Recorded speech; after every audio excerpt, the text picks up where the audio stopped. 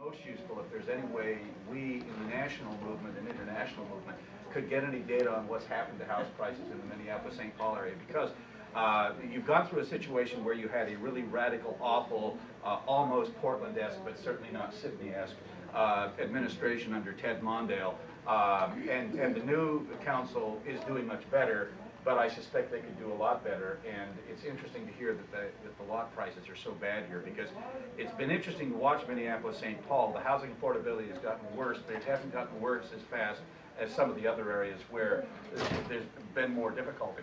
Also, with respect to Bob's point, and I really appreciate Bob's being here, the great advantage we have in this country is that we do have 50 states, not 6. You have a bunch of radicals out there at,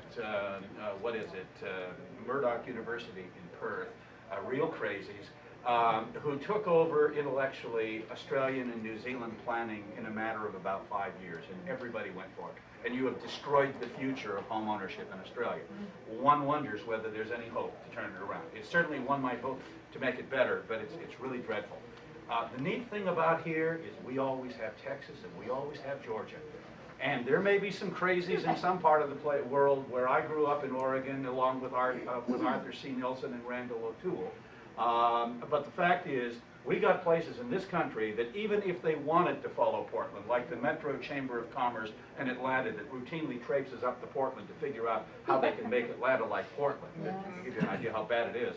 The fact is, with 33 counties in the metropolitan area, home rule kinds of governments, the chances of Atlanta ever following Portland or Sydney, there's better chance of long-standing Middle East peace. But anyway, just a few quick thoughts. One, we need to understand how bad, what's going on with respect to the characterization of the American and the Australian and the French and the Romanian and anywhere else you want to talk about where people have money to live like they want to live, lifestyle. James Howard Kunstler refers to suburbanization as a trashy and preposterous human environment with no future. Can you imagine how bad those people in that prison there in the suburbs of of Denver must have it working there? I've seen places just as offensive in Australia, Bob. Oh, yeah, well, I would imagine. I mean, being a rapacious developer, you would expect that. And then he goes on to say that their place is not worth caring about. And of course, this slum tenement in the suburbs of Atlanta. Now, if I were a new urbanist and we had come to a charrette, all of your communities, they have these awful things called charrettes, and they put pictures up on the wall and they try to develop public opinion, basically saying, where would you rather live? Well, listen, we've got a couple of choices here. And granted, these are both from Greece. We've got neighborhood A. Now notice neighborhood A. Look at this community, a lot of street life, all that kind of thing. Nice street, not a lot of open space, that kind of thing. Or we have neighborhood B, which you can choose from, which is a little bit north. Notice suburban, looks like America. And the designs are a little different than America. How many of you want neighborhood A? Neighborhood B? Isn't that strange? Well, by the way, this is the kind of baloney you get with respect to these charrettes. Granted, I could have done a lot worse. The fact is, the choice between one doesn't have to. This is clearly an overstatement of how bad urban living is. And here I've used the best example I can find. Well, this is how we are developing public opinion in this country. And regional planning is real bad.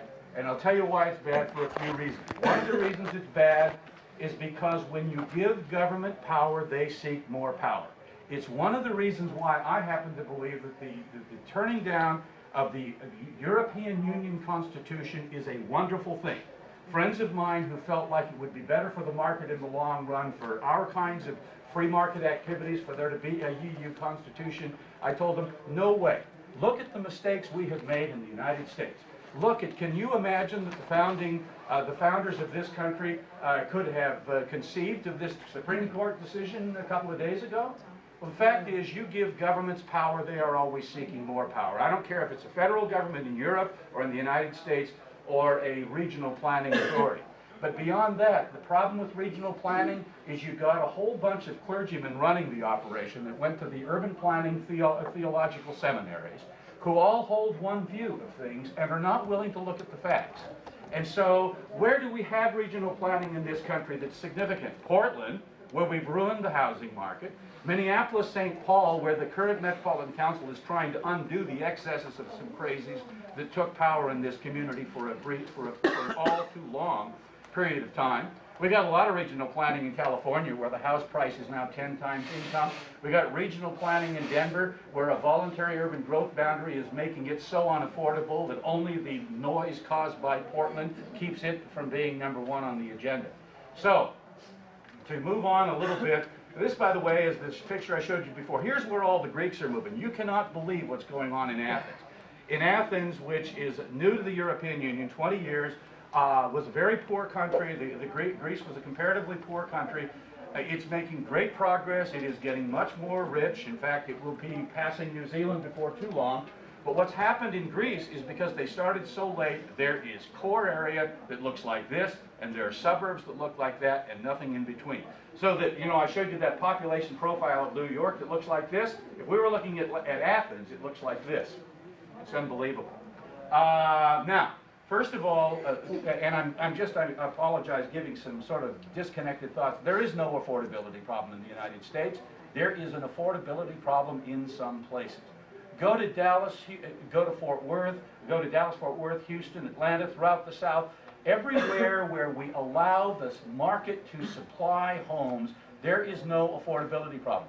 Yes, prices are going up at the moment, and there's a little problem, but the Harvard study I referred to earlier this morning, the State of the Nation's Housing, points out, yes, there are always periods of times where things go up a little bit more, but over the last 30 years, housing has not gone up that much as a percentage of income, but except, of course, in places where the bureaucrats have nothing but contempt for the households and families of this country in terms of their future affluence. Now, here's one of the things that's often talked about. I had a debate with a Canadian government official, an Ontario government official in Toronto over their Greenbelt stuff, which they've approved. And by the way, I predict in 5 years, Toronto will be the subject of this conference. You know, by that time, Australia will be old, you know. But we'll certainly want to have you here. But you know, what the guy told me, we're on television, and after he stopped yelling and all that kind of thing, he basically says, we have a 20-year supply of land, and right away, you've got a problem. The problem with the 20-year supply of land, this is like the Portland guys have. Oh yeah, we got a 20-year supply of land. Here's our 20-year supply of land. We established that today. Okay, what happens to all of the land the minute we create a 20-year supply of land and say you can't develop beyond this point? All of the property in here escalates, explodes in value, so you get these incredible things we hear about where land on the outside of the boundary being $15,000 an acre and land on the inside of the boundary being $500,000 or $1 million an acre. Now, to be real politically incorrect, and I hate to do this, of course, you know, one of the great values, you know, virtually everything the smart growth movement claims is bad is good. Let's talk about leapfrog development. You know, the neat thing about leapfrog development is our developer here, if there's a free market, he goes and negotiates, because, you know, any developer is going to want to put the housing as close to the city as possible to make the life better. People would rather live closer than far away, but the fact is it costs more here. So he goes to this farmer here to buy the land, and the farmer says, well, you know, I'm going to need 70 grand an acre for this. And the developer says, you know, I can't make any money at that. So he goes out here and finds some guy willing to give it up for $20,000 or $30,000 an acre. And all of a sudden we have leapfrog development, and we have lower cost housing out here. Now what happens if we have the urban growth boundary, though, is we stop leapfrog development. The thing about leapfrog development is that it is a normal part of urban development. And of course, if you drive across Minneapolis-St. Paul, you do not find that there is this core of Minneapolis and St. Paul surrounded by pockets of leapfrog development all the way to Fargo. In fact, what happens, this leapfrog development out here will eventually be surrounded. So the whole point of leapfrog development, we need to raise a cheer for leapfrog development, because leapfrog development is one of the reasons why home ownership is so high in the United States and Australia and other places like that. Now, there's also the issue of housing, of affordable housing, and the whole idea that we can, through subsidy programs or inclusionary zoning, solve the problem of affordable housing, that is low-income social housing, is absolutely crazy. These are programs, the main purpose of which is to allow politicians to parade examples in front of television stations when election time comes. You get, a few inclusionary zoning housing units, a little bit of subsidy, and you create a lottery that picks winners out of, many thousands of households who, for the most part, will not get anything because the programs are not comprehensive. I agree completely with Michael. If we care, we better finance it, but we need to get off this dishonest baloney of basically suggesting that we are solving problems. I was listening to a radio program where some California official in LA was patting himself on the back over some state housing affordability program. LA area has 17 million people, and they had managed to place 500 families. I mean, talk about that, how they had, just unbelievable. In fact, if you go back and look at what's gone on in the United States in terms of affordable housing, under President Roosevelt, the second one, we started federal housing programs. We have never financed at the federal government, according to the housing advocates, and they may be wrong, but we have never financed more than 40% of the legal demand. In other words, we've said we want to help people and give them a certain amount of money below a certain income level. We've never financed more than 40%. What are we going to do? Are crazy Oregonians going to all of a sudden come up with affordable housing to make up for the fact that houses are $100,000 too expensive in Oregon? Of course not. We're never going to do it. It's just plain so much window dressing.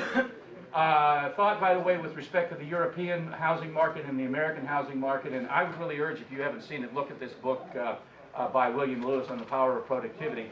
He spends a lot of time talking about the U.S. home ownership housing market. Basically says, you guys here in the Twin Cities, essentially, forgetting the awful land prices, can build houses. Every $100, you get $100 of value, and they get 75. We're 25 or a third more productive than the Germans, and that's fairly typical. By the way, the book, unfortunately, is so old that Australia is considered with us to be one of the free housing markets, but I'm sure the revision will have to change that significantly.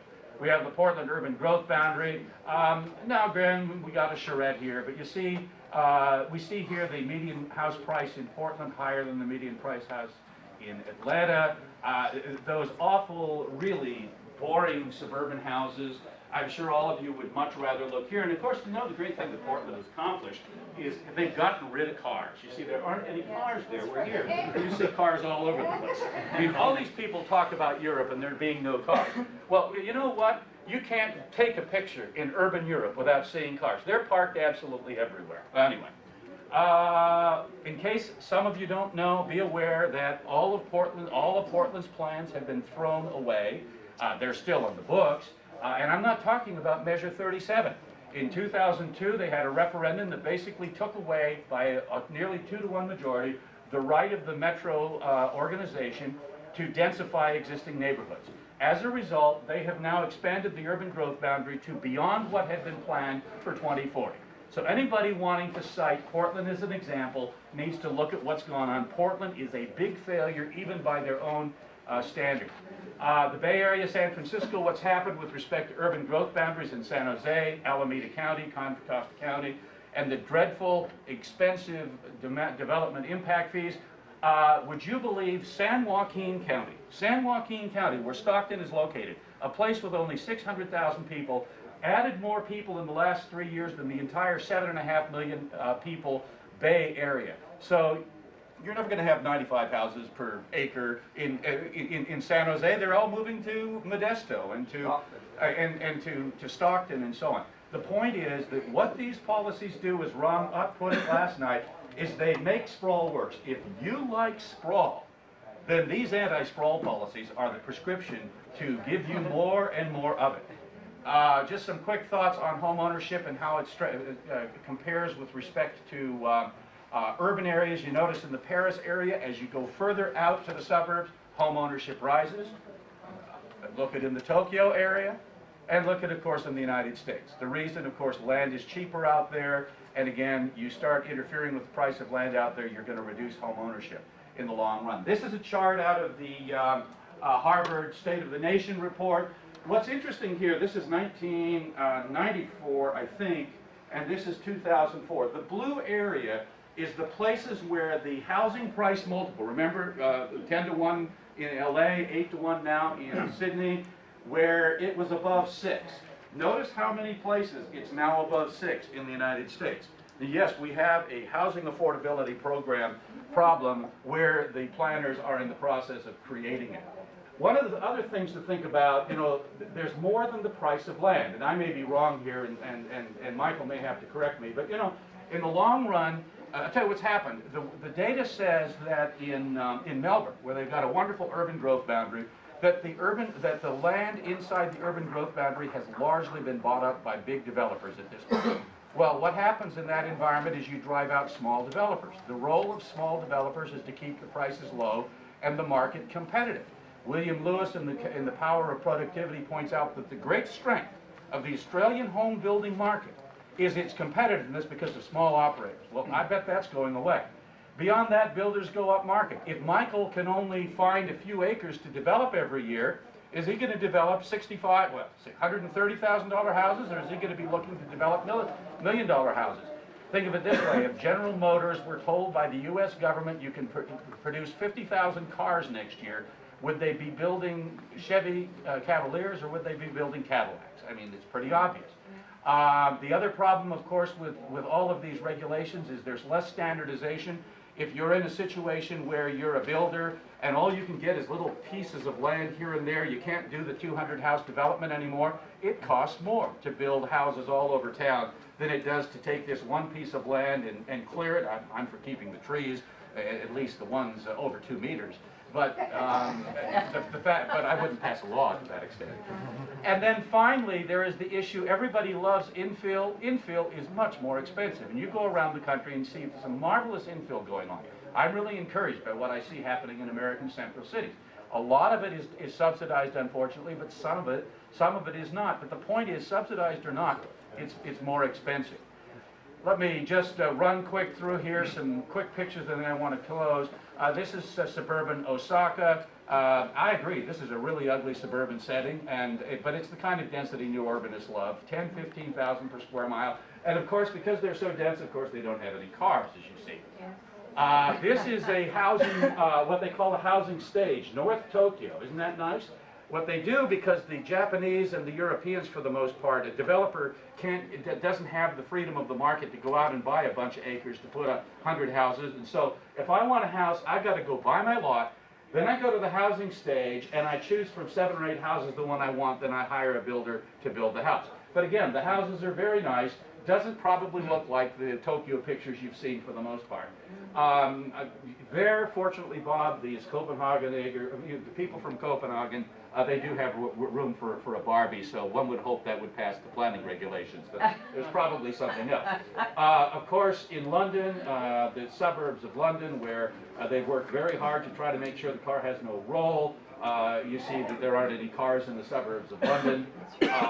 Here, the Brussels suburbs, you know, again, if you talk to urban planners, they don't even consider this a part of the urban area because it doesn't look urban to them. But Brussels is surrounded on some 2 or 3 sides by this, more housing construction in Brussels. Barcelona, they're going up the mountains, up the valleys. Pretty soon they'll be spilling into the next valley. And by the way, most of the development in Barcelona now is over the hill from the city of Barcelona. Paris, not the most attractive places in the world, but not bad. Stuttgart in Germany, Bucharest, where you talk about problems. I mean, you know, one of the funny things that happened as we did some of our work on the international survey, Premier Brax, who happens to be the leader of the government in Victoria, the state of Victoria where Melbourne is located, he was justifying the position of his government on some stupid plans for 2030 in Melbourne. And he explained how they needed to avoid the kinds of disasters that have occurred all over the United States where houses were built without any infrastructure. And I don't know, maybe Premier Brax was getting mixed up, you know, somehow thought that pictures of barrios in Mexico City were the United States. But this is the point. These urban planners are dishonest oftentimes, they don't tell the truth, and they lead people, they lead naive people like Premier Brax of Victoria to believe that America is filled up with suburban developments where there's no electricity, there's no sewage, et cetera, et cetera. And with all due respect, Bob, I do believe the suburbs of America are as attractive as the suburbs of Israel. I could live either place. But you see here, they do have a problem in Bucharest. They're not building streets. All they're doing is building houses. The Portland suburbs, you know, look very different than anywhere else. Very high density, you see, and there aren't any cars or anything like that. Paris and so on. Now, very quickly, just to finish up, a few thoughts, well, just a couple of other thoughts with respect to planning. One of the justifications for urban planning is this stupid idea that we need to balance jobs and housing. That planners are somehow going to figure out where to put the jobs and the houses so that we can minimize travel distances. Well, there are some real difficulties with that.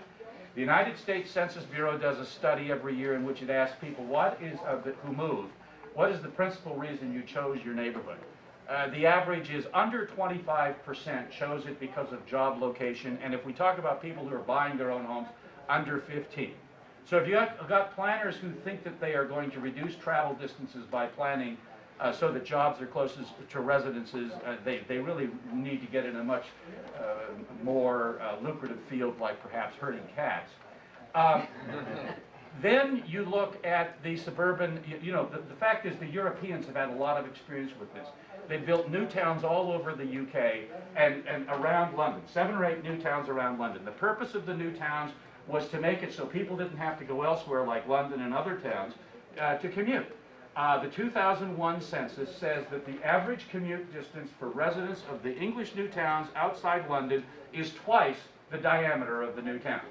In other words, these people are going elsewhere. The new towns have achieved the balance of jobs and housing. They are importing people from all over and exporting people to everywhere. And there are a lot of reasons for this. The fact is that you've got two people in the household who are working oftentimes. They aren't going to the same place.